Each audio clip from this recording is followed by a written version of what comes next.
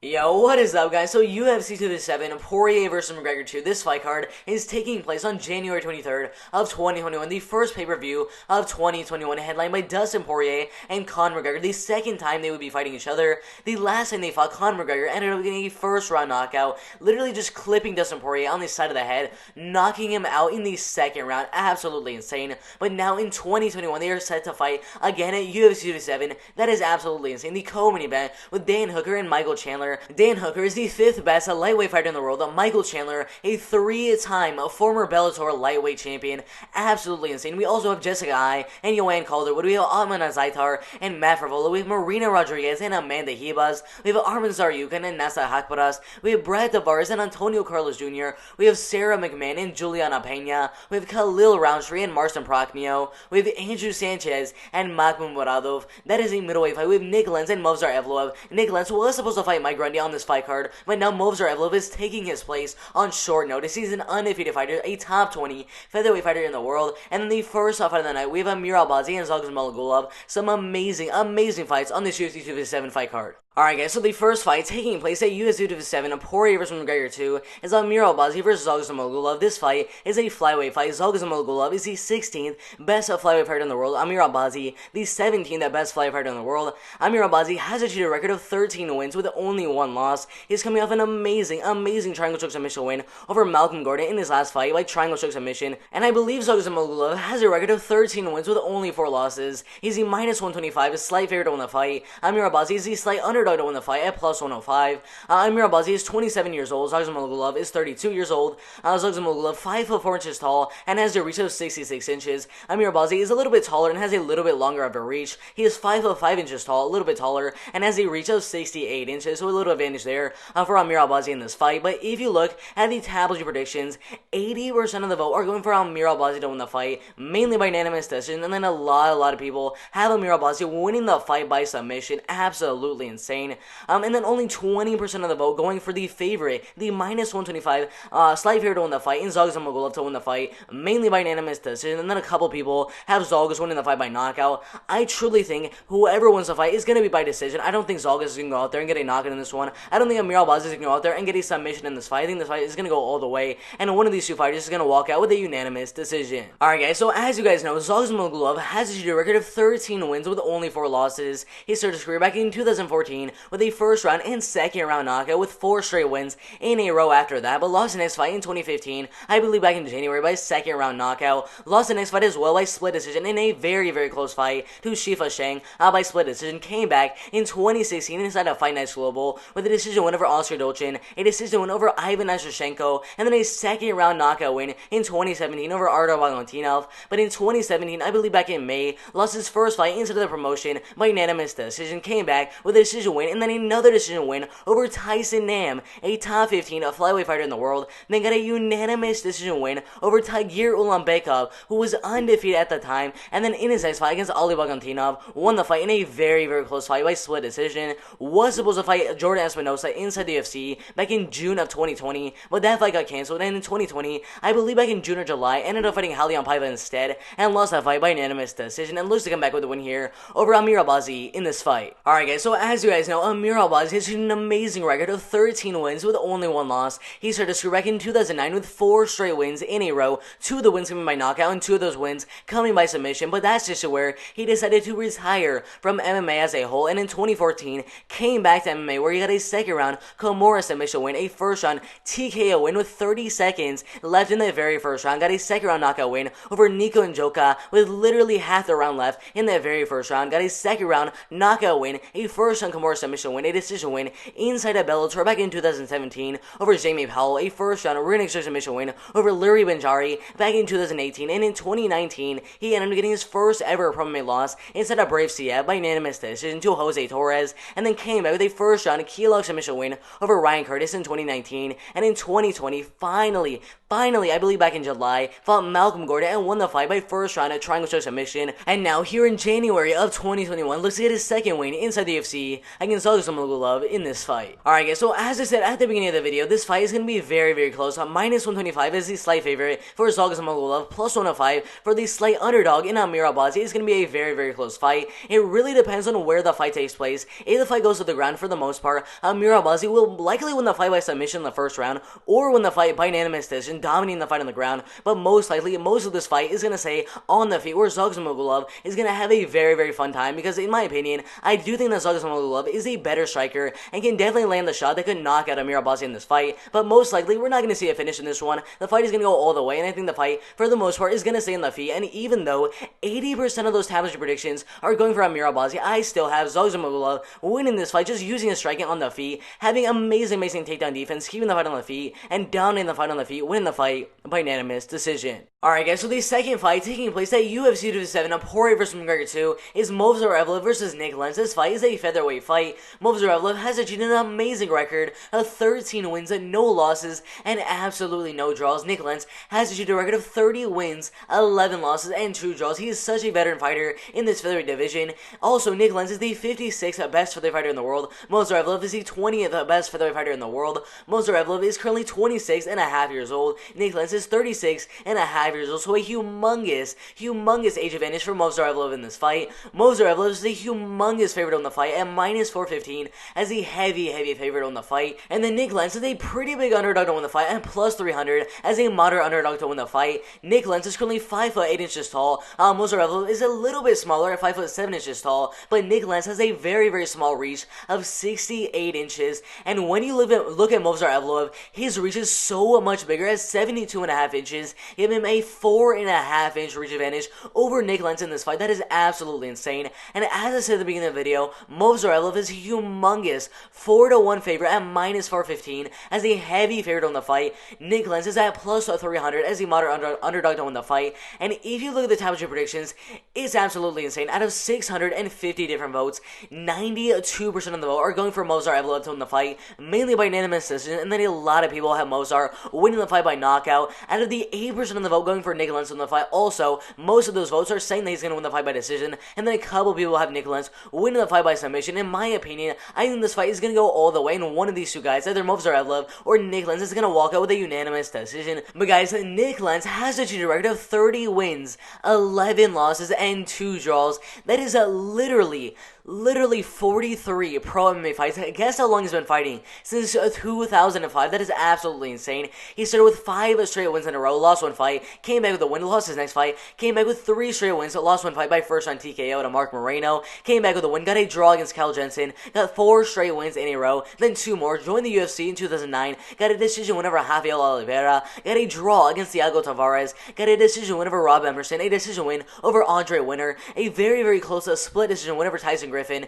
a 3rd round guillotine choke submission win over Waylon Lowe, a no contest against Charles Oliveira, one of the best grapplers in UFC history, by 2nd round illegal knee. And after that no contest with Charles Oliveira, he lost his next 2 fights by unanimous decision to Mark Bokek, and 2nd round doctor stoppage to Evan Dunham. Came back with a 1st round knockout win and then 2 decision wins over Diego Nunes and Hakran Diaz, but lost the next fight to Chad Mendes, a former interim title challenger, by unanimous decision. Came back with a decision win over Manny Gamboran, got a 3rd round guillotine choke submission loss to Charles Oliveira in their rematch, came back with a very close split decision win over Danny Castillo, a 2nd round TKO win over Michael McBride, lost the next fight to Islam Makhachev by unanimous decision in 2017, then came back with a 2nd round guillotine choke submission win over Will Brooks, lost the next fight by unanimous decision to David Taymor, came back with an amazing 2nd round head kick KO win over Gray Maynard, a unanimous decision win over Scott Holtzman, but lost the next fight to Charles Oliveira by 2nd round TKO, and then the fight after that to Arnold Allen by unanimous decision, and now he looks to come back with a win here over Movsarevlev in this fight.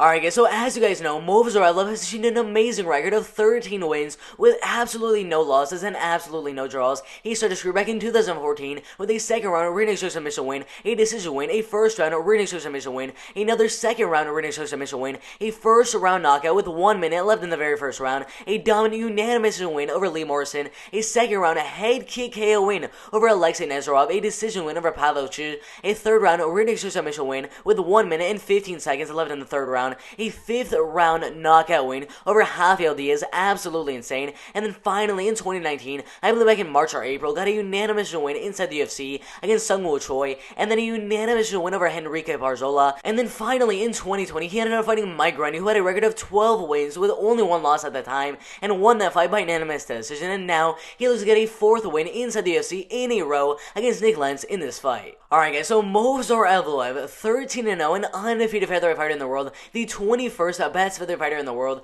I am saying this right now, by the end of 2021, he will either be a top 15 featherweight fighter in the world, or a top 10 featherweight fighter in the world. In my opinion, still with an undefeated record, 100%. I think Movsar Evloev is going to dominate this fight. Wherever the fight goes, if it stays on the feet, he's going to dominate the fight and win the fight by unanimous decision. If the fight goes to the ground, he will win the fight by unanimous decision. If the fight stays in the clinch the whole entire fight, I still think that Movsar Evloev will win the fight by unanimous decision.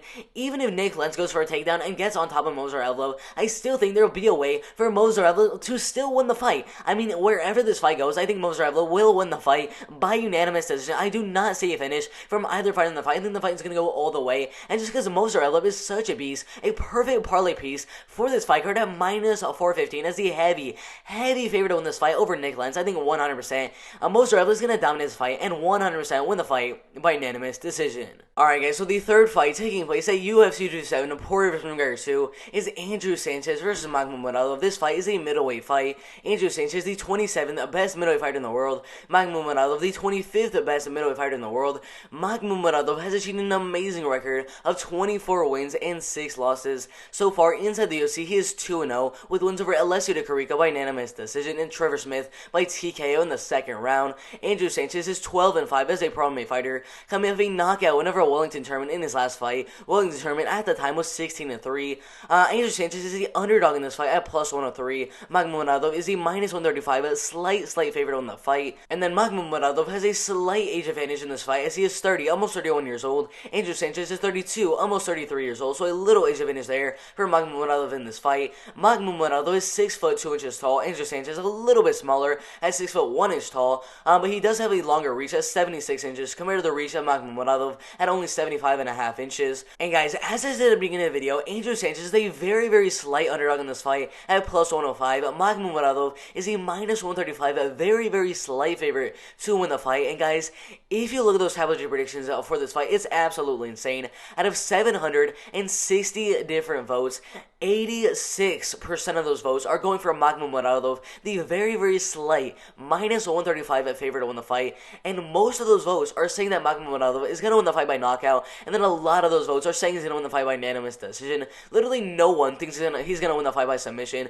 I think it's very unlikely for either guys to win the fight by submission. It's either going to be a knockout for one of these two guys or be a unanimous decision. And then 14% of the vote going for Andrew Sanchez to win the fight, also mainly by unanimous decision. And then a couple of people have Andrew Sanchez winning the fight by knockout. And then again, literally no one has to win the fight by submission, which makes perfect sense. But guys, if you look at Andrew Sanchez's record, 12 wins with only 5 losses. He's been fighting as a pro MMA fighter since 2012, where he started with 3 straight wins in a row over Eddie Smith, Daryl Cobb, and Thomas Jones, but lost a very close fight to Dustin Jacoby by split decision in 2013. Came out with a first round knockout inside of the RFA, a second round knockout win over Miles Marshall, lost his next fight to Kevin Casey by first round knockout, came back with an amazing win with a second round knockout over Clinton Williams, a third round spinning back fist knockout over John Poppy, got a shot on the Ultimate Fighter 23, where he got a unanimous win over Phil Halls, who we just saw get an amazing knockout win inside of the UFC a couple of weeks ago. And then he had a unanimous win over Myron Dennis, a first round knockout win over Eric Spicely, got him in the Ultimate Fighter 23 finale, and ended up fighting Khalil Roundtree and won the fight by unanimous decision. At the time, Khalil Roundtree was undefeated at 4-0. That was his first ever pro MMA loss. But then in his next fight, his first fight really inside the UFC, at the end of 2016, got a unanimous win over Trevor Smith, but lost next fight to Anthony Smith by third round head kick KO. Lost the fight after that as well by third round knockout to Ryan James in 58 seconds into that third round. But in 2018, came back with 2 decision wins over Marcus Perez and Marc-Andre Barrialt, but lost next fight to Marvin Vettori, a top 5 middleweight fighter in the world by unanimous decision. And they came back with an amazing first round knockout win over Wellington Turman, and looks to make it 2-0 here against Magomedov in this fight. Alright guys, so as you guys know, Magomedov Alright guys, so as you guys know, Magomedov has 30 pro MMA fights, has a record of 24 wins with only 6 losses. He's been fighting as a pro MMA fighter since 2012, where he had a really rough up and down start at the beginning of his career with 2 wins, lost 1, got 1 win, lost 1, got 1 win, lost 1, got 1 win, lost 1, got 2 wins, one of those coming by first round knockout, lost 1 by unanimous decision, came back with a third round knockout win, a first round knockout win, and then a unanimous win over Rafael Silva, a first round forearm submission win over Damian Chancel, lost 1 fight by second round doctor stoppage, came out with a third round knockout win with 3 minutes left in the round, and they got a unanimous win over Zoran Todd, a first round knockout win, a second round TKO win over Elvado de Oliveira, a first round knockout win over David Ramirez, a first round TKO win with 3 seconds left in that first round, then got a third round flying knee KO win with 10 seconds left in the entire fight. That was absolutely insane. They got a decision win over Diego Gonzalez, a first round knockout win over Tato Primera, a first round knockout win over Alberto Uda, a second round knockout win over Wendell Oliveira at the end of 2019, and finally, 2 months after that win over Wendell Oliveira, got a shot inside the UFC and ended up fighting Alessio Carico, who we just saw get a head kick KO win over Joaquin Buckley in his last fight, but he ended up beating Alessio Carico by unanimous decision, then got a third round knockout win over Trevor Smith with literally 50 seconds left in the entire fight, and was supposed to fight Antonio Carlos Jr., and then was supposed to fight Carl Robertson, and then was supposed to fight Krzysztof Jotko, and then was supposed to fight Kevin Holland, but every single one of those fights ended up getting cancelled, and finally, here in 2021, on January 23rd at UFC 227, he's fighting Andrew Sanchez, and looks like his third win in a row in this fight. Alright guys, so I 100% expect this fight to end by first or second round knockout. If you look at how Magomedov actually won those 24 pro MMA fights, literally 16 of those wins are coming by KO or TKO, 3 of those wins coming by submission, and then 5 of those wins coming by decision. But come on, 16 of those wins coming by KO or TKO, that is absolutely insane. I mean, who has that many of their wins coming by knockout? That is just absolutely insane. And if you look at Andrew Sanchez, 6 of his wins coming by decision, 2 of those wins coming by submission, and then a grand total of 7 of those wins coming by KO or TKO. These two guys that know how to knock out their opponent, so I 100% expect one of these two guys walking out there with a first or second round knockout, and I definitely think the man that's going to walk out with a first or second round knockout is going to be Magomedov. He has so much power, and so much more power than Andrew Sanchez. I mean, to have 16 knockouts in his career, coming off an amazing knockout win in his last fight over Trevor Smith, fighting guys like Alessio Carico, having an amazing career outside of the UFC, literally having 22 fights that he won outside of the UFC, and I mean, this dude, he's an absolute beast. I have 100% saying Magomedov is going to win the fight by first or second round knockout. Alright guys, so the fourth fight taking place at UFC 227, Poirier vs. McGregor 2, as Khalil Rountree versus Marcin Prachnio. This fight is a light heavyweight fight. Khalil Rountree, the 24th best light heavyweight fighter in the world. Marcin Prachnio, the 88th best light heavyweight fighter in the world. Marcin Prachnio has achieved a record of 13 wins with 5 losses. He's on a 3-fight losing streak inside the UFC. He has no wins inside the UFC. He's lost to Sam Alvey by knockout, Mike Rodriguez by knockout, and Magomed Ankalaev by knockout. Khalil Rountree has achieved a record of 8 wins with 4 losses.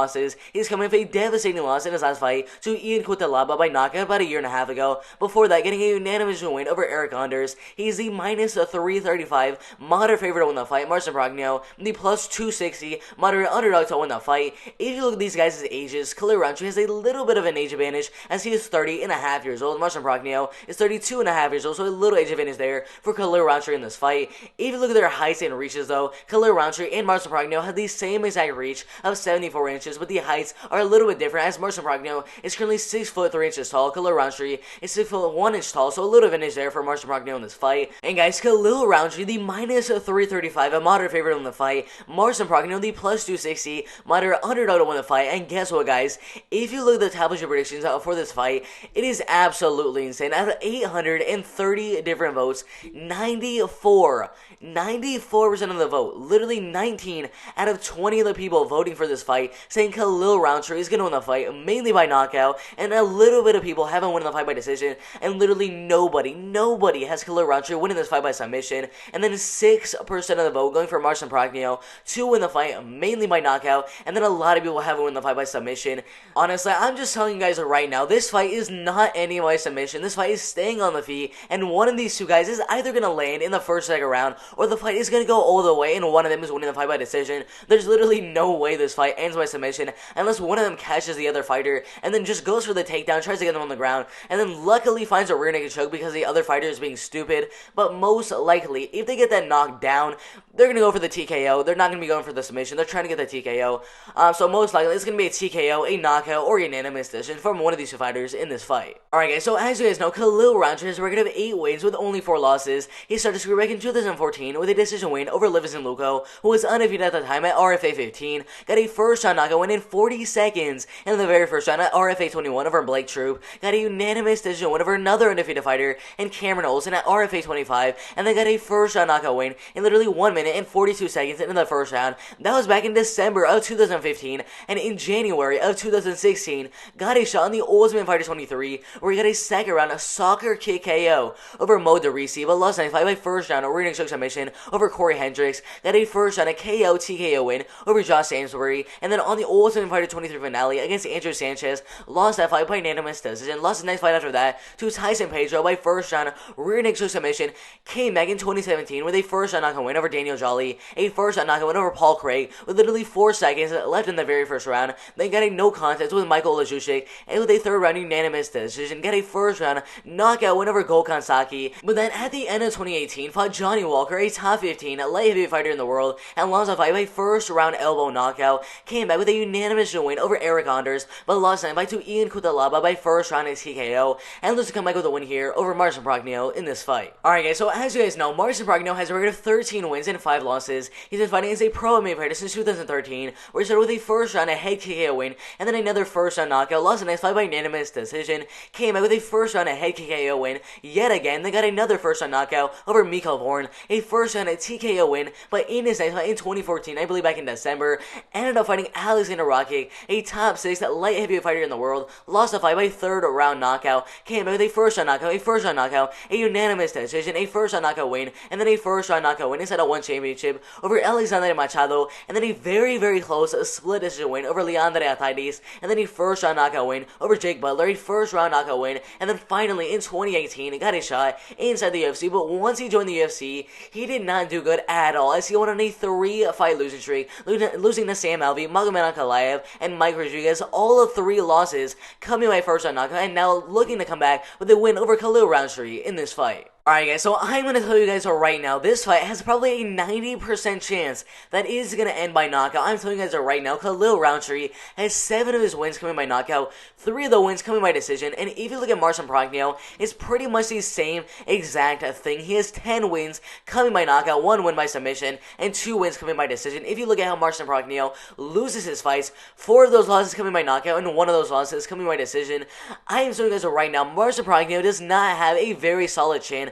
Khalil Rountree is going to go out there and absolutely land on Marcin Progno and give him his 4th straight knockout loss in the first round in a row. That is my prediction. I have Khalil Rountree going out there and clipping Marcin Progno with a nice right hand, taking him down on the ground and getting a TKO in the first round over Marcin Progno in this fight. Alright guys, so the 5th fight taking place at UFC 257 and Poirier vs. McGregor 2 is Sarah McMahon vs. Juliana Pena. This fight is a women's bantamweight fight. Sarah McMahon, the 9th best women's bantamweight fighter in the world. Juliana Pena, the 8th best women's bantamweight fighter in the world. If you look at Sarah McMahon, 12-5 as a pro MMA fighter, coming off an amazing win around a year ago over Lena Landsberg in a fight she won by unanimous decision. Before that, she lost 2 submissions to Marion Reneau by triangle choke submission around 3 years ago, and then Caitlin Vieira by arm triangle choke submission around 3.5 years ago. Before that, getting 2 arm triangle choke submissions over undefeated Gina Monzani around 4 years ago, and then Alexis Davis by arm triangle choke submission as well around 4.5 years ago. Juliana Pena has a rate of 9 wins and 4 losses, coming off a devastating loss around 3.5 months ago against Jermaine Durandamy. And guys, if you look at the betting odds for this fight, Sarah McMahon is such a very slight favorite at -125. Juliana Pena is at +105 as a very slight underdog to win the fight. But guys, these betting odds have switched so many times. I remember like a week ago, Juliana Pena was at -135, and then just keeps on switching over and over again. I'm telling you guys right now, the betting odds basically are 50-50 between Sarah McMahon and Juliana Pena. Juliana Pena is 31.5 years old. Sarah McMahon just turned 40 years old around 4 months ago. Sarah McMahon and Juliana Pena are both 5'6" tall, and then Sarah McMahon is 66-inch reach. Juliana Pena has a 69-inch reach, so a humongous reach advantage there for Juliana Pena in this fight. And guys, as I said at the beginning of the video, this is basically a 50-50 fight according to the odds makers. And if you look at the tabloid predictions, out of 777 different votes, 73% of the vote are going for the very, very slight underdog in Juliana Pena to win the fight, mainly by unanimous decision. And then a couple of people have Juliana Pena winning the fight by submission. 27% of the vote are going for Sarah McMahon to win the fight, also mainly by unanimous decision. And then a couple of people have Sarah McMahon winning the fight by submission.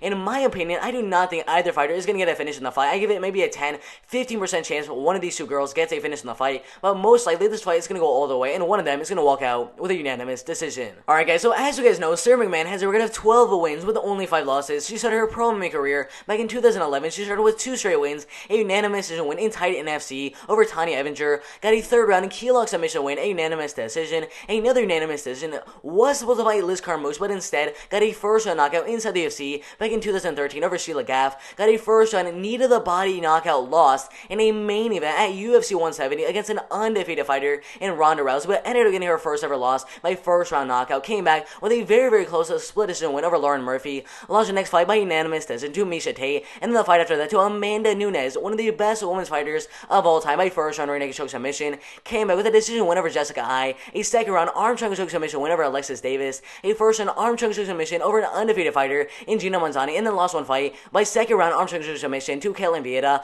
lost the fight after that by 2nd round triangle choke submission to Marion Reneau, and then came back with a unanimous win about a year ago over Lena Landsberg, and looks to make it 2-0 inside the UFC here against Juliana Pena in this fight. Alright guys, so as you guys know, Juliana Pena has a record of 9 wins and 4 losses. She started her pro MMA career back in 2009 with 4 straight wins in a row, 3 of those wins coming by unanimous decision, and then 1 of those wins coming by knockout in the 2nd round over Robin Dunne. But in her next 2 fights, went on a 2-fight losing streak in 2012 and 2013 against Sarah Moras and Deanna Bennett. But on the Ultimate Fighter 18, got a nice win over Gina Manzani, a 2nd round rear naked choke submission win over Shayna Baszler, a 2nd round guillotine choke submission in a rematch against Sarah Moras, and then on the Ultimate Fighter 18 finale, ended up getting a 1st round knockout win with literally 1 second left in that 1st round over Jessica Rakoczy, and got a shot inside the UFC. Was supposed to fight Jessica Andrade, but instead in 2015 got a 1st round TKO win over Milana Dudua, and then a unanimous win over Jessica Ai, and then a unanimous win over Kat Zingano, which got her a main event fight against Valentina Shevchenko, one of the best women's fighter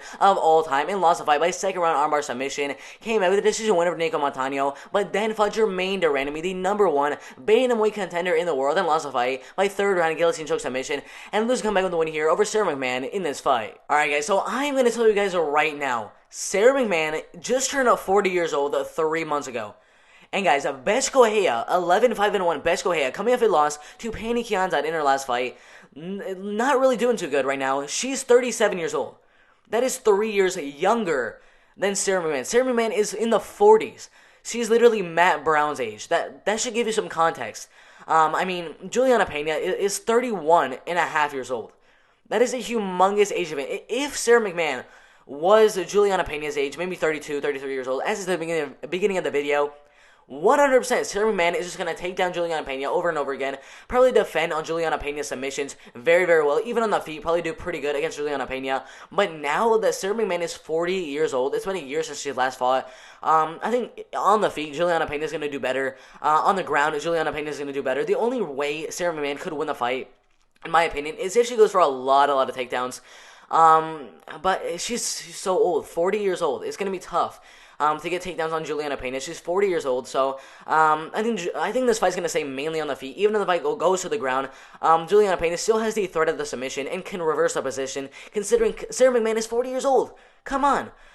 So overall, I mean, she's just too old, so I'm definitely going to be going with Juliana Pena to win the fight, mainly by unanimous decision. Alright guys, so the 6th fight taking place at UFC 257, Poirier vs. McGregor 2, is Brad Tavares vs. Antonio Carlos Jr. This fight is a middleweight fight. Brad Tavares, the 17th best middleweight fighter in the world. Antonio Carlos Jr. is the 22nd best middleweight fighter in the world. They're both coming off of 2 straight losses to very, very good fighters. Brad Tavares, 2 losses to Edmund Shabazian by head kick KO around a year or 2 months ago, and then Israel Adesanya around 2.5 years ago. Antonio Carlos Jr. has a record of 10 wins and 4 losses, coming off of 2 losses to Uriah Hall by split decision around a year and a half ago, and then Ian Heinisch by unanimous decision around a year and a half ago as well. And guys, if you look at the betting odds for this fight, Brad Tavares is a very slight favorite at -155 as a slight favorite to win the fight. Antonio Carlos Jr., the +120 near even underdog to win the fight. There's similar age, a little advantage there for Antonio Carlos Jr. as he is 30, almost 31 years old. Brad Tavares is 33 years old as of 1 month and 2 days ago. Brad Tavares is 6'1" tall. Antonio Carlos Jr. 6'2" tall, so a little advantage there.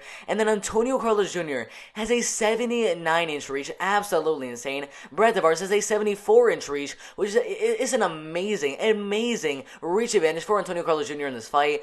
If you look at the top 2 predictions for this fight, it is absolutely insane. Out of 840 different votes, 61% of the vote are going for the very slight favorite in Brad Tavares to win the fight, mainly by unanimous decision. Then a couple people had Brad Tavares winning the fight by knockout. 39% of the vote are going for Antonio Carlos Jr. to win the fight, mainly by submission, and then a lot of people have him win the fight by unanimous decision. But guys, personally, I think this fight's gonna go all the way. I don't think Antonio Carlos Jr. is gonna get a submission. There's a high chance he does get the submission, but overall, I don't think he'll get the submission, and I do not think that Brad Tavares will get a KO or TKO in the fight. I think this fight's gonna go all the way, and one of these two guys is gonna walk out with a unanimous decision. And guys, if you look at Brad Tavares, 17-6 as a pro MMA fighter, this dude has been fighting for quite a while. I believe since like 2010 or 2011, somewhere around there. He started with 3 straight wins, a second round ring choke submission, a first round knockout win over Jonathan Zhao, got a shot in the Ultimate Fighter Season 11, where he got a first round knockout win in 45 seconds in the very first round over Jordan Smith, a unanimous win, a first round TKO win over Seth Bakinski. But guys, in his next fight against Court McGee, with literally 12 seconds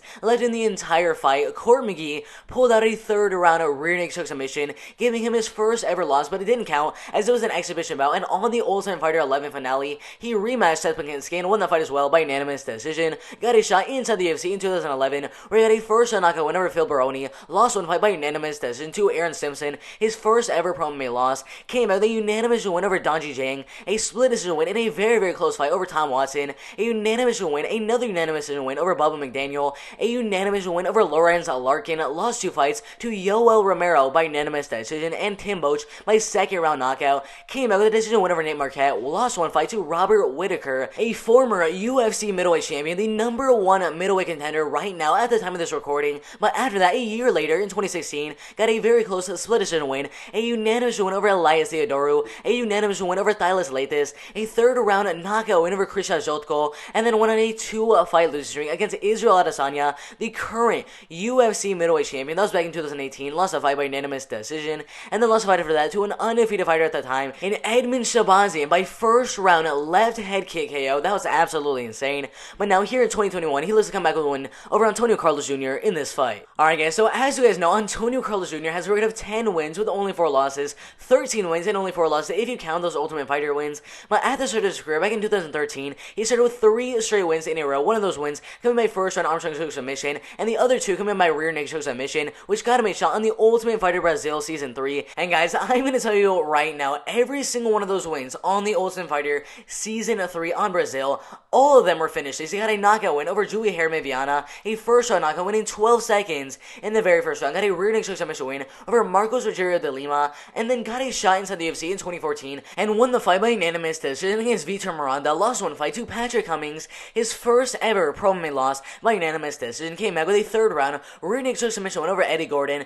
with literally 13 seconds left in the entire fight, got a no contest against Kevin Casey due to an eye poke in 11 seconds in the very first round, got a loss to Daniel Kelly by third round at TKO, came back with a third round rear naked choke submission, a unanimous decision, and then a second round rear naked choke submission win over Eric Spicely, a first round rear naked choke submission win over Jack Marshman, and then a first round rear naked choke submission win over Tim Boach, but then went on a 2-fight losing streak against Ian Heinisch and Uriah Hall, lost both of those fights by decision. The Uriah Hall loss was by split decision, and now in 2021 in January, he loses to come back with a win here over Brad Tavares in this fight. Alright guys, so striker versus grappler. You guys already know who the striker is. It's Brad Tavares. You guys already know who the grappler is. It's Antonio Carlos Jr. But guys, Antonio Carlos Jr. can only implement his grappling if he can get Brad Tavares down, which is going to be a little bit tough. Brad Tavares is going to put on a lot of pressure, and every single time Antonio Carlos Jr. is going to go for a takedown, try to get the fight to the ground and go for submissions.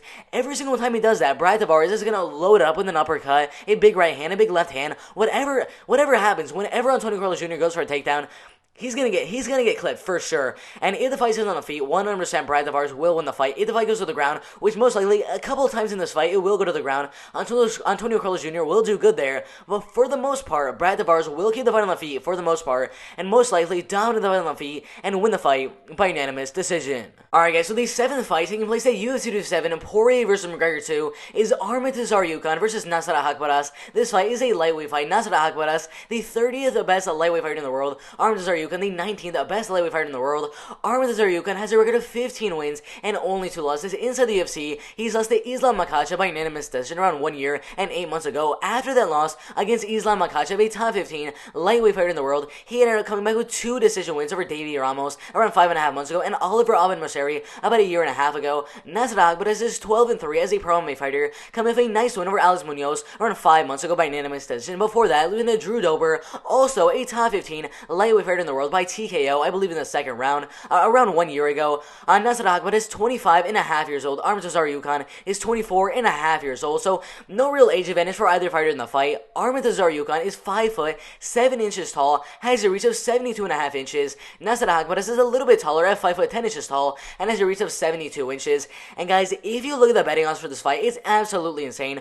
Arman Tsarukyan is the minus 250, 2.5 to 1 favorite over Nasrat Haqparast, the moderate favorite to win the fight. Nasrat Haqparast is a plus 200, 2 to 1 underdog against Arman Tsarukyan in this fight. And if you look at the top 2 predictions for this fight, out of 865 different votes, 77% of the vote are going for the 2 to 1 favorite in Arman Tsarukyan to win the fight, mainly by unanimous decision. And then a couple people have him win the fight by KO or TKO, and then a little bit of people have him win the fight by submission. 23% of the vote are going for Nasrat Haqparast to win the fight, also mainly by unanimous decision. And then a lot of people have Nasrat winning the fight by knockout. In my opinion, I think this fight is going to go all the way. One of these two guys is going to walk out with a unanimous decision. It's very possible that Arman Tsarukyan or Nasrat Haqparast walks out with a KO, TKO, or even a submission, but I still give those chances to maybe 10, 15%. Most likely, this fight is going to go all the way, and one of these two guys is walking out with a unanimous decision. Alright guys, so Arman Tsarukyan, 15-2, that is an amazing record in this lightweight division. He's been fighting as a pro MMA fighter since 2015, where he started with a first round at KO,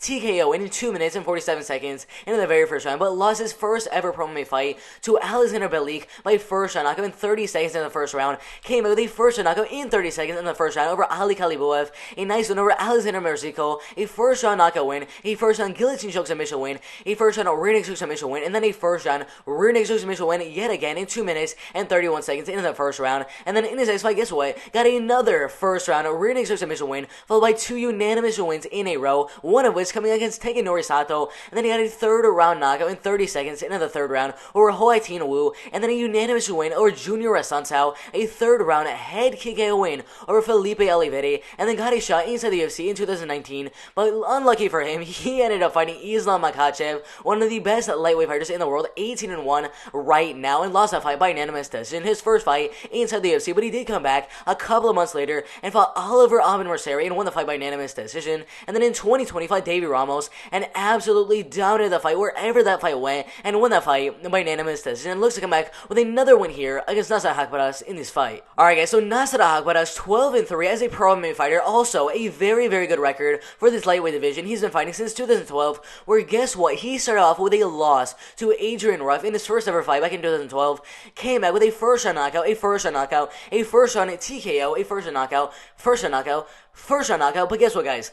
Every single one, all 6 of those first round knockouts, let me just give you every single one of those guys' record. 0-1, 0-2-1, 0-1, 0-1, 0-1, and then 0-1. All of those guys, his first 6 wins as a pro MMA fighter, not against a really good competition whatsoever, but finally in 2016, I believe back in either October or November, got a little bit of a step up in competition against someone who was 8-5, won the fight by second round TKO in 18 seconds into that second round, got a third round knockout against a guy that has a record of 5 wins and 1 loss, joined the UFC in 2017, lost his first fight inside the promotion by unanimous decision, came back in 2018 with a decision win over Mark Diakasi, a decision win over Thibaut Gouti, and then a second round overhand left knockout win over Joaquim Silva. Lost one fight to Drew Dober by first round knockout in 1 minute and 10 seconds into the very first round, and then came back with a dominant, unanimous win over an undefeated fighter in Alex Munoz, and looks to make it 2-0 inside the UFC against Arman Tsarukyan in this fight. Alright guys, so I'm just gonna say it right now, Nasrat Haqparast, his real record against a pretty okay competition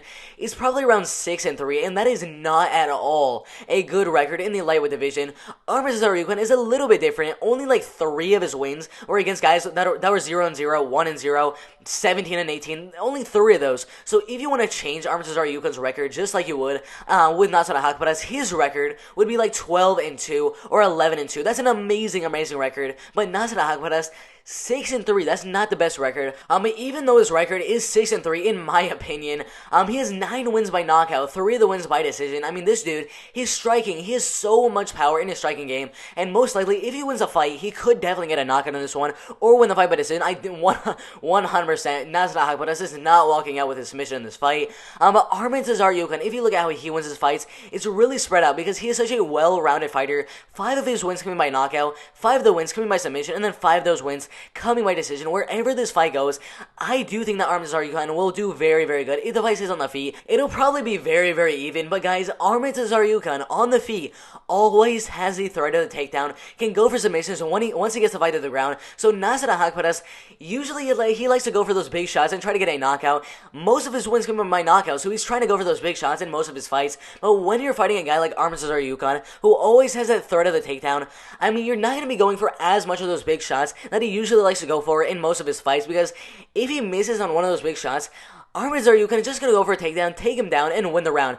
It's as simple as that. So, because he has the wrestling, because the striking is pretty even in the fight, I am going to go with Arman Tsarukyan to win the fight by unanimous decision. Alright guys, so the first fight taking place on the main card of UFC 257 and Poirier vs. McGregor 2 is Marina Rodriguez versus Amanda Ribas. This fight is a women's strawweight fight. Amanda Ribas is the 9th best women's strawweight fighter in the world. Marina Rodriguez is the 8th best women's strawweight fighter in the world. And guys, Amanda Ribas has a record of 10 wins with only 1 loss. She's on a 4-fight win streak inside the UFC. She got a rear naked submission win over Emily Whitmire about a year and a half ago. She got a unanimous win over the 10th best women's strawweight fighter in the world in Mackenzie Dern by unanimous decision, and then she got a unanimous decision win over Randa Marcos, and then just 6 months ago got a armbar submission win over Paige Van Zandt. I mean, Amanda Ribas, she's an absolute beast. But Marina Rodriguez, 12 wins, 1 loss, and 2 draws. She's coming off a devastating loss in her last fight, a very, very close loss by split decision to Carla Esparza around 6 months ago. Before that, got a draw against Cynthia Calvillo, and then before that, got 2 wins over Tisha Torres by unanimous decision around a year and a half ago,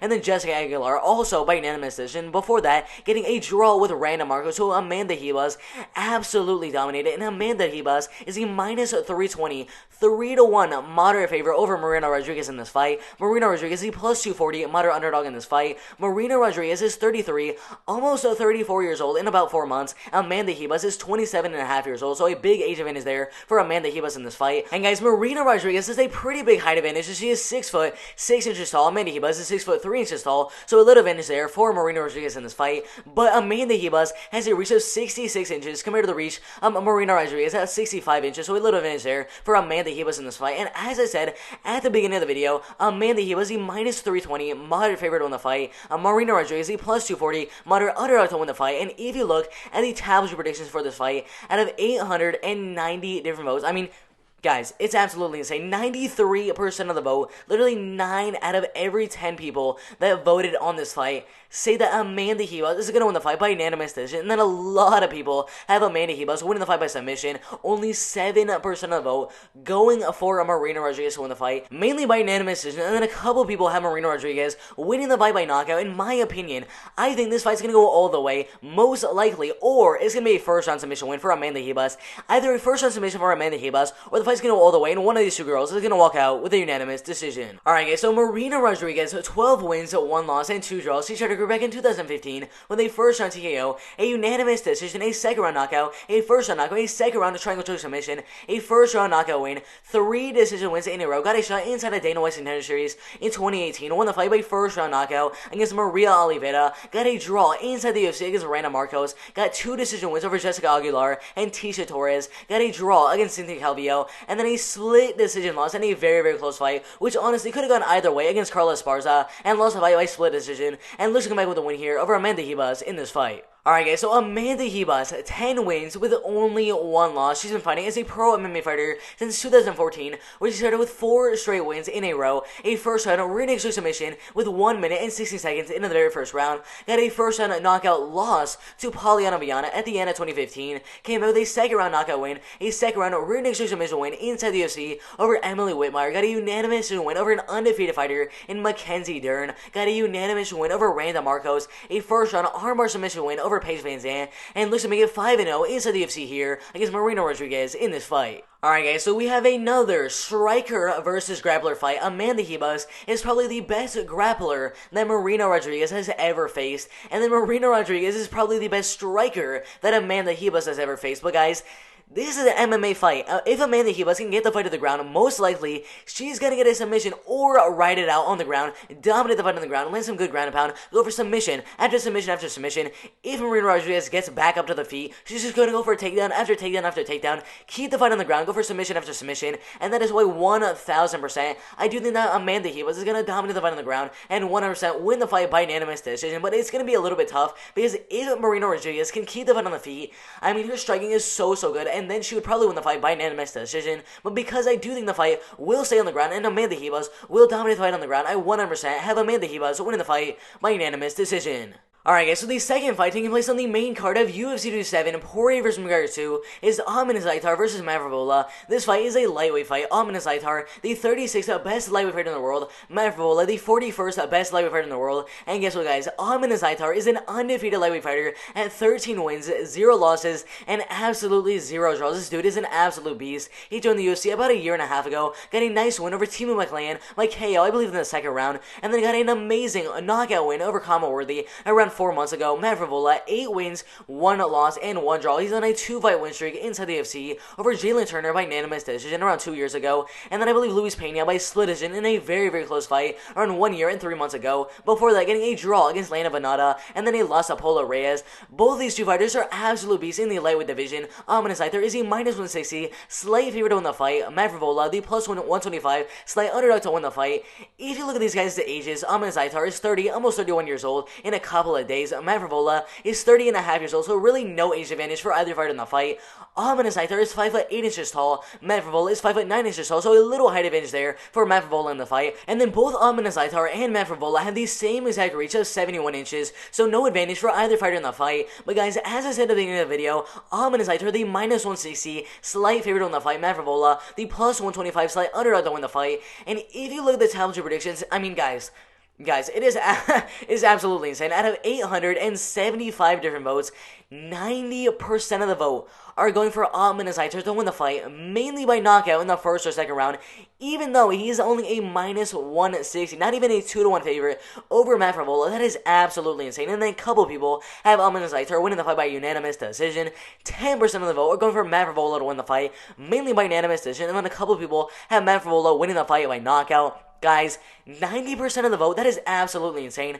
Because if you look at Amin Zaitar, 13 wins, no losses, and absolutely no draws. This dude is an absolute beast. Started his career back in 2014 with a nice win over Patrick Tallman, a second round knockout win, and then a first round leg kick KO win in 16 seconds into the very first round. I mean, guys, it wasn't even an accumulation of leg kicks. It was just one leg kick that knocked him out in the very first round. That is absolutely insane. And then after that leg kick knockout, we got a first round rear naked choke submission, a first round guillotine choke submission, a first round knockout in 1 minute and 60 seconds in the very first round, a first round knockout over an undefeated fighter in 56 seconds in the first round, got a unanimous win, a first round knockout in 2 minutes and 22 seconds inside of Brave CF, a third round head kick KO win, a first round knockout win, joined the UFC in 2019, got a first round knockout win over Teemu Pekka in literally 3 minutes and 36 seconds in the first round, and then an amazing first round knockout win over Kama Worthy, literally in 1 minute and 33 seconds in the first round. That is absolutely insane. And now Amin Zaitar looks like his 14th pro MMA win in a row, his third win inside the UFC in a row against Matt Frevola in this fight. Alright guys, so Matt Frevola, 8 wins, 1 loss, and 1 draw. This dude started his career back in 2014 with a first round triangle armbar submission win inside of the WSOF, got a first round knockout win, a unanimous decision, a first round guillotine choke submission win, joined at Titan FC and beat Ross Manfilo by unanimous decision, and in 2017 got a shot on Dana White's Contender Series where he fought undefeated 7-0 at the time, Luke Flores won the fight by second round, arm triangle submission, got a shot inside the UFC in 2018, I believe back in January, lost a fight by first round knockout, got a draw against Lando Bonata, got a unanimous win over Jalen Turner, a very close split decision win over Luis Pena, and now Matt Frevola looks to make it 3-0 inside the UFC against Amina Zaitar in this fight. Alright guys, so as I said at the beginning of the video, Amina Zaitar has 90% of the tabloid predictions. Literally every single one of those tabloid predictions are saying that Amina Zaitar is going to win the fight by KO or TKO in the first or second round. And guys, if you look at Amina Zaitar, how many of his wins he's gotten by KO or TKO, 9 of those wins coming by KO or TKO, 3 of the wins coming by submission, and then 1 of those wins coming by unanimous decision. That is absolutely insane. Matt Frevola is a little bit different. Only 1 of his wins is coming by KO or TKO, 3 of his wins coming by submission, and then 4 of his wins coming by unanimous decision. If Matt Frevola were to win the fight, I'd probably say he'd win the fight by unanimous decision. If Amina Zaitar were to win the fight, it'd either be by first round knockout or unanimous decision. And for some reason, I mean, I don't really know, but I think this fight is going to go all the way, and Amina Zaitar is going to win by decision. But I'm telling you guys right now, there is a humongous possibility that Amina Zaitar gets a third knockout win, a first or second round knockout win in a row inside the UFC. But in my opinion, I think the fight's going to go all the way. I think Amina Zaitar is going to dominate the fight on the feet and win the fight by unanimous decision. Alright guys, so the third fight taking place on the main card of UFC 257, Poirier vs. McGregor 2, is Jessica Eye vs. Joanne Calderwood. This fight is a women's flyweight fight. Jessica Eye, the 8th best women's flyweight fighter in the world. Joanne Calderwood, the 6th best women's flyweight fighter in the world. Joanne Calderwood has a record of 14 wins and 5 losses. She's coming off a loss around 5.5 months ago to Jennifer Maia by submission, I believe by armbar submission in the second round. Jessica Eye has a record of 15 wins and 8 losses, coming off a devastating unanimous win in a main event against Cynthia Calvillo around 7 months ago. They're similar ages. They're both in their 35 years old. Jessica Eye is 34.5 years old. Joanne Calderwood is 35 years old as of 1 month ago. I believe they're the same height at 5'6" inches tall, and they have a very similar reach at 66 inches for Jessica Eye and then 65.5 inches for Joanne Calderwood. And the betting odds for this fight are really close. Minus 125 for the very slight favorite for Joanne Calderwood, plus 105 for Jessica Eye, the very slight underdog to win the fight. And if you look at the tabloid predictions, it's absolutely insane. Out of 1,500 different votes, 75% of the vote are going for Joanne Calderwood to win the fight, mainly by unanimous decision, and then a couple people had Joanne Calderwood winning the fight by knockout. In my opinion, I think this fight's going to go all the way, and one of these two girls is walking out with a unanimous decision, and then 25% of the vote are going for Jessica Eye to win the fight, also mainly by unanimous decision, and then a couple people have her win the fight by finish. But again, I see this fight going all the way, and one of these two fighters winning the fight by unanimous decision. Alright guys, so you already know, Jessica Eye has a record of 15 wins and 8 losses. She's been fighting as a pro MMA fighter since 2010, where she started with 3 straight wins in a row, 2 of those wins coming by unanimous decision, and then 1 of those wins coming by first round knockout, with 25 seconds left in that round. But in 2011, got her first ever loss to Aisling Dali, came out with 3 decision wins in a row, 2 by unanimous decision, and then 1 of those by split decision inside of Bellator. And then after that, got 2 more decision wins, followed by a first round standing arm triangle submission win in 1 minute into the first round, followed by another unanimous win over Karina Dam, and then got a shot inside the UFC back in 2013, and got a no contest with Sarah Hoffman. The fight went all the way. I'm not really sure what happened there, but the fight did turn into a no contest, and then she lost her next fight in 2014 to Alexis Davis by split decision in a very close fight. Came out with a second round, a doctor stoppage against Leslie Smith. I mean, that fight was absolutely insane. You guys have to look that fight up. Jessica Eye versus Leslie Smith. I mean, her ear looked like it was about to pop off. That was absolutely insane. After that win against Leslie Smith, she went on a 4-fight losing streak inside the UFC against Amisha Tate, Juliana Pena, Sarah McMahon, and Betch Gohea. 3 of those losses coming by unanimous decision, and then 1 of those coming by split decision to Betch Gohea. But somehow, I really don't know how, the UFC gave her another shot and ended up winning that fight by split decision in another close fight in 2018 against Kalindra Feria. And they got a unanimous win over Jessica Rose Clark, a split decision win over Caitlin Chukagian, lost 1 fight to the champion in Valentina Shevchenko by second round head kick KO win. Came back with a decision win over Vivian Araujo, and then got a main event fight against Cynthia Calvillo. She did lose a fight by unanimous decision, but guess what, guys? She went on a 4-fight losing streak inside the UFC. I mean, literally everyone, including myself, thought she was going to get cut from the UFC at that point. I mean, 4 losses in a row. I know the competition she was losing to was pretty good competition, but still, if you lose 4 in a row inside the UFC, you deserve to be cut. But I mean, she proved us wrong, and she came back after that with 3 straight wins, got a title shot, but now she's coming off the loss to Cynthia Calvillo, and now she looks to come back with a win here over Joanne Calderwood in this fight. Alright guys, so as you guys know, Joanne Calderwood, 14 wins with 5 losses. She's been fighting as a pro MMA fighter since 2012, where she started with a first round knockout win, a unanimous decision, a second round knockout, then a first round knee to the body KO win over undefeated at the time 3-0 Ashley Cummings, got a unanimous win over another undefeated fighter, got a first round knockout inside of Cage Warriors, joined Invicta FC in 2013, won 2 fights there by unanimous decision, won against an undefeated fighter, and then got in the Ultimate Fighter Season 20 in 2014, won her first fight there by unanimous decision, but lost her next fight to a future champion in Rose Namajunas by second round Kimura submission, came back on the Ultimate Fighter 20 finale with a decision win over Sihe Ham, but in her next fight in 2015, ended up getting her first ever pro MMA loss by first round armbar submission against an undefeated fighter in Marina Moroz, came back with a decision win over Courtney Casey, a third round body kick KO win, lost her next 2 fights to Jessica Andrade by first round guillotine choke submission, and then Cynthia Calvillo by unanimous decision, and in 2018 came back with a lot of good wins, a first round triangle armbar submission win over Kalincha Fajita, a unanimous win over Ariane Lipsky, lost her next fight to Kaylin Chukagian by unanimous decision, and then came back with a split decision win in a very, very close fight against Andrea Lee, and then lost 1 fight to Jennifer Maia by armbar submission with 30 seconds left in the first round, and now she looks to come back with a win here over Jessica Ai in this fight. Alright guys, so I'm just gonna say it right now, I really hope that Jessica Ai loses this fight. It's not because I'm putting any money on Joanne Calderwood to win the fight. It's not anything selfish like that. It's literally just because Jessica Ai misses weight so many times. I mean, how do you, like, there was a couple of fights ago, Jessica Ai literally missed weight by like 6 or 7 pounds. She was in the 130s. As a flyweight, there's no way you should be doing that. The UFC should have took all her money, probably said even if she won the fight, make it a no contest, because there's no way you should be coming in that heavy to a flyweight fight. But guys, let's just get into the breakdown. So Joanne Calderwood, 100% is a better striker. We didn't really get to see that in her last fight with Jennifer Maia. As you guys know, she did lose a fight by first round armbar submission. In a fight she didn't really need to take. I mean, if she had not taken the fight with Jennifer Maia, she probably would have got a title shot with Valentina Shevchenko. I mean, I still would have said Valentina Shevchenko would have won the fight, but still, a title shot is a title shot, and she totally missed the chance to get that title shot with Valentina Shevchenko, because she was just, I don't know, she was too anxious, and took the fight with Jennifer Maia, lost the fight, because she got taken down early, and then Jennifer Maia took her to the ground, and got the armbar right at the end of the first round, so I don't necessarily think that's going to be a problem for Joanne Calderwood in this one. I don't think Jessica Ai has as good a grappling as Jennifer Maia does. I don't think Jessica can get that fight to the ground and get a submission on Joanne Calderwood just like Jennifer Maia did in their fight, but most of this fight is gonna either be playing on the feet or it's gonna be in the clinch. If it's in the clinch, I assume that's where Jessica Ai is wanting this fight to be, because she can better get the fight to the ground or keep the fight in the clinch and land some good elbows and some good shots there in the clinch. For the most part, the fight's just gonna stay on the feet, and I think Joanne Calderwood definitely has the advantage there. A lot of good leg kicks, a lot of good jabs, a lot of good right hands. So I think the fight's gonna stay on the feet. So overall, I think Joanne Calderwood is going to win the fight 29-28. I think there's going to be one of the rounds where Jessica Ai kind of controls her on the clinch. Maybe gets a takedown, maybe 1, maybe 2 takedowns in one of the rounds.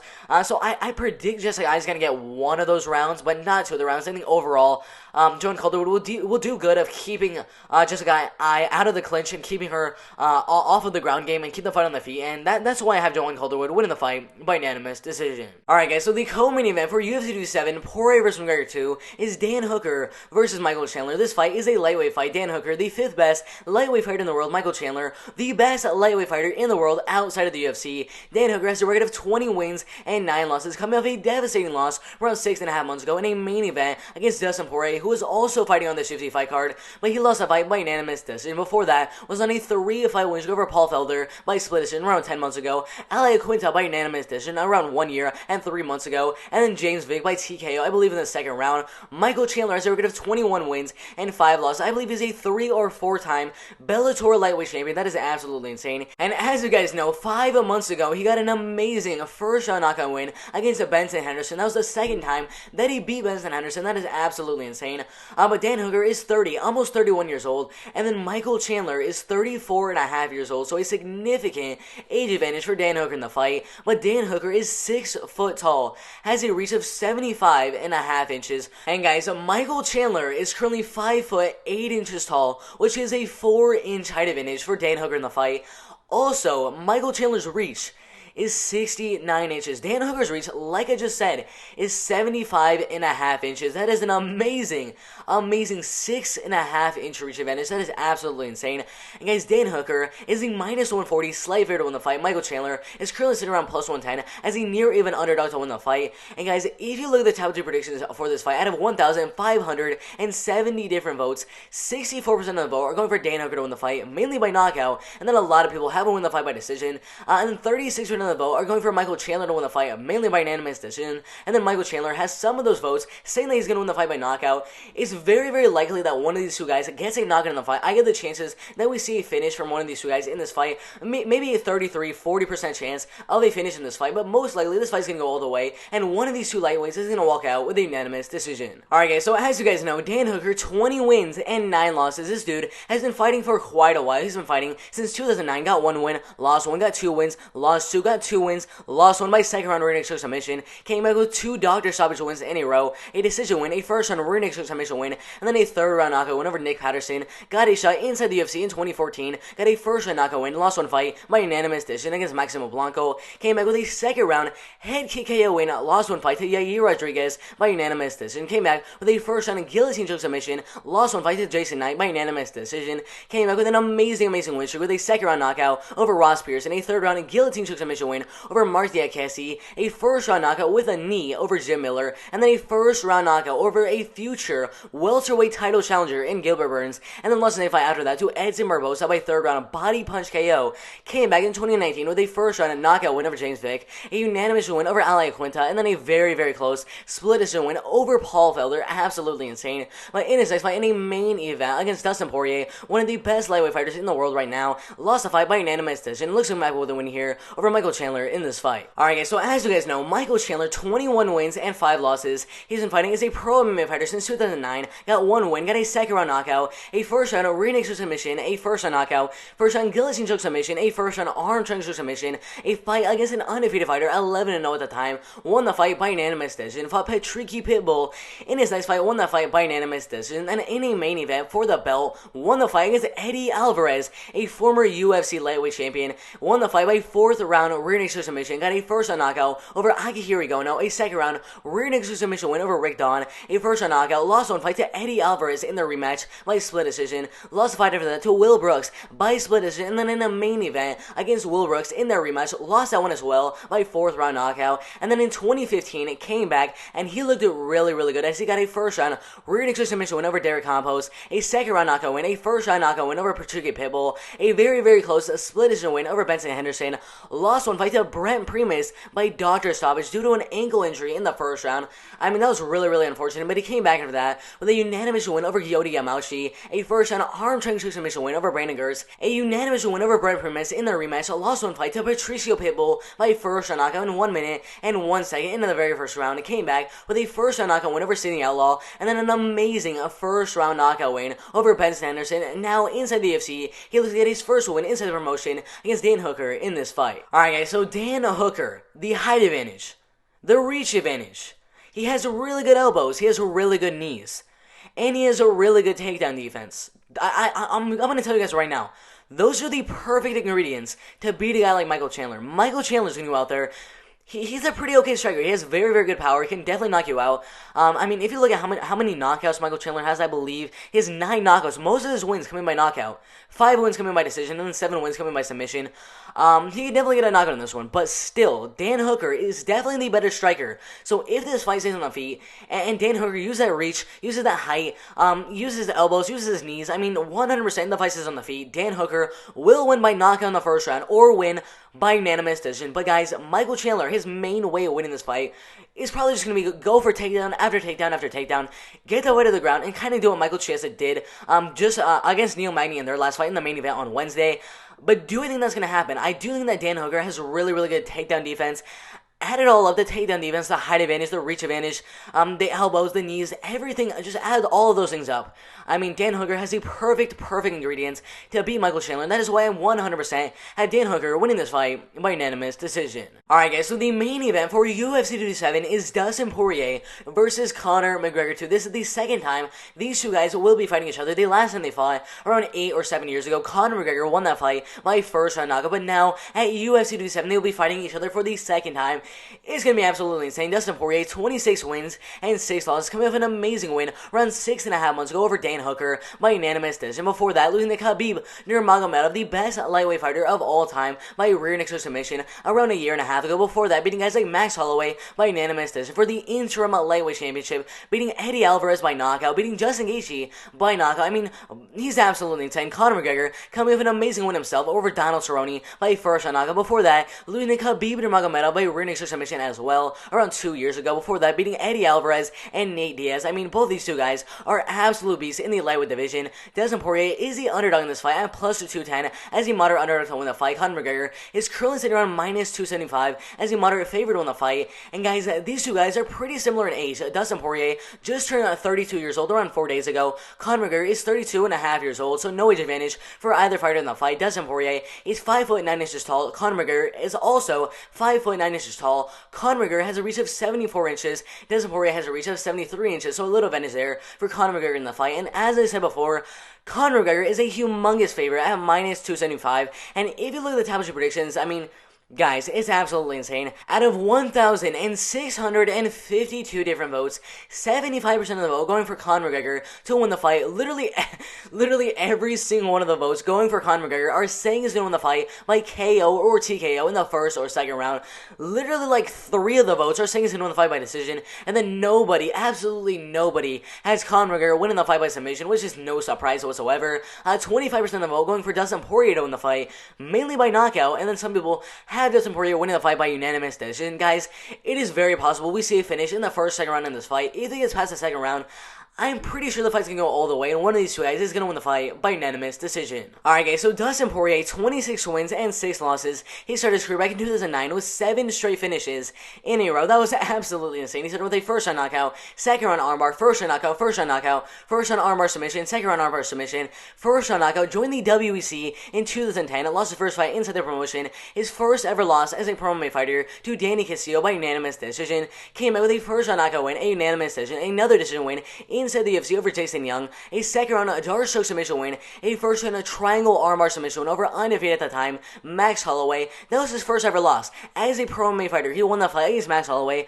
but in his next fight against Chan Sung Jung, the Korean zombie, lost the fight by 4th round dark stroke submission in a main event in 2012. Came out with a first round dark stroke submission of his own, and then in his next fight against one of the best featherweight fighters of all time in Cub Swanson, lost the fight by unanimous decision. Came back with a decision win over Eric Koch, a first round knockout win over Diego Brandao, a second round knockout win, fought Conor McGregor for the first time back in 2014, lost the fight by first round knockout, came back with a first round knockout win over Diego Ferreira, a first round knockout win over Yancy Medeiros, a unanimous win over Joe Duffy, a first round knockout win over Bobby Green, lost one fight to Michael Johnson by first round knockout, came back with a unanimous win over Jim Miller, got a no contest with Eddie Alvarez, got a third round rib injury knockout win over Anthony Pettis, a fourth round knockout win over Justin Gaethje, and then a second round knockout win against Eddie Alvarez, a former UFC lightweight champion, and then a unanimous win for the interim belt against Max Holloway in their rematch, and then finally got the chance for the lightweight belt against Khabib Nurmagomedov, but lost a fight by third round rear naked submission, and then came back in 2020 with a unanimous win in a main event against Dan Hooker, and now he looks to make it 2-0 inside the UFC against Conor McGregor in this fight. Alright guys, so Conor McGregor, 22 wins and 4 losses. He's been fighting as a pro MMA fighter since 2008, got 2 wins, lost 1, got 2 wins, lost 1, got 4 straight wins in a row, joined Cage Warriors in 2011, got a first round knockout, got a shot for the featherweight championship inside of Cage Warriors, won the fight against Dave Hill by second round rear naked submission, and then got a shot for the lightweight strap, won that fight as well by first round knockout. He was a double champion inside of Cage Warriors, and then joined the UFC in 2013, won his first fight inside the promotion by first round knockout, got a unanimous win over Max Holloway, a first round knockout win over Diego Brandao, a first round knockout win over Dustin Poirier, a second round TKO win over Dennis Siver, a second round knockout win over Chad Mendes for the interim featherweight championship, championship, and they got a first round knockout in 13 seconds in the very first round over one of the best featherweight fighters of all time in Jose Aldo. He became the featherweight champion, but after that ended up fighting Nate Diaz, lost that fight by second round, rear naked choke submission in the rematch, won that one by unanimous decision, and then finally fought Eddie Alvarez for the lightweight belt, and that is where he became the double champion, the first double champion in UFC history. Absolutely insane. Won the fight by second round knockout, went over to boxing, fought Floyd Mayweather Jr., lost the fight by 10th round knockout, went back to MMA in 2018, fought Khabib Nurmagomedov, and I mean, we all know what happened. He lost the fight by 4th round rear naked submission. I mean, Khabib Nurmagomedov, the best lightweight fighter of all time, one of the best all-around pound-for-pound MMA fighters of all time, but after the loss to Khabib, he came out with an amazing first round head kick KO win after a lot of shoulder strikes against Donald Cerrone. I mean, that knockout was absolutely insane. And now Conor McGregor looks to make it 2-0 inside the UFC against Dustin Poirier in this fight. Alright guys, so Dustin Poirier, 26 wins and 6 losses. I'm gonna say it right now, in the last 7 years inside the UFC, Dustin Poirier has only lost to 3 people. Khabib Nurmagomedov, I mean, everyone saw that coming. Khabib Nurmagomedov is the #1 lightweight fighter of all time, but the other 2 guys that were able to beat Dustin Poirier were Conor McGregor by first round knockout, and then Michael Johnson by first round knockout. Now guess what? Michael Johnson and Conor McGregor both have in common. They're both left-handed, very, very powerful strikers, and both of them got a first round knockout win over Dustin Poirier, the only 2 left-handed powerful strikers. I mean, is that a coincidence? I don't really think so, because Conor McGregor and Michael Johnson knocked Dustin Poirier out, and I think the same thing could possibly happen here at UFC 257. I mean, Conor McGregor, he's looking really, really good. His takedown defense is looking really, really good. His clinch is looking really, really good. I've seen some training footage of Conor McGregor, and he's looking better than ever. So even if Dustin Poirier goes out there and tries a little bit of a different game plan, and tries to get the fight to the ground, where he might have the advantage, Conor McGregor has some pretty good takedown defense from what I've seen in his training footage, so I think most of this fight is going to stay on the feet, and I do think it's very, very possible we see a second or third round knockout, even a first round knockout from Conor McGregor in the fight, but I have some weird feeling in the gut of my stomach that this fight's going to go all the way, and have Conor McGregor winning the fight by unanimous decision. Alright guys, so that is my full card prediction for UFC 257, Poirier vs. McGregor 2. There are 12 fights on the fight card. I have Conor McGregor winning his fight against Dustin Poirier. I have Dan Hooker winning his fight against Michael Chandler. I have Joanne Calderwood winning her fight against Jessica Ai. I have Amanda Saitar winning his fight against Matt Favola. I have Amanda Ribas winning her fight against Marina Rodriguez. I have Arman Zariukan winning his fight against Nasa Haparas. I have Brad DeBars winning his fight against Antonio Carlos Jr. I have Juliana Pena winning her fight against Sarah McMahon. I have Khalil Roundtree winning his fight against Marcin Pragno. And then I have Mahmoud Muradov winning his fight against Andrew Sanchez. I have Mo Zarevlo winning his fight against Nick Lentz. And then for the first fight of the night, I have Zhalgas Malagulov winning his fight against Amir Albazi. So many amazing fights on this fight card. Make sure to like the video, subscribe to the channel. I'm out of here.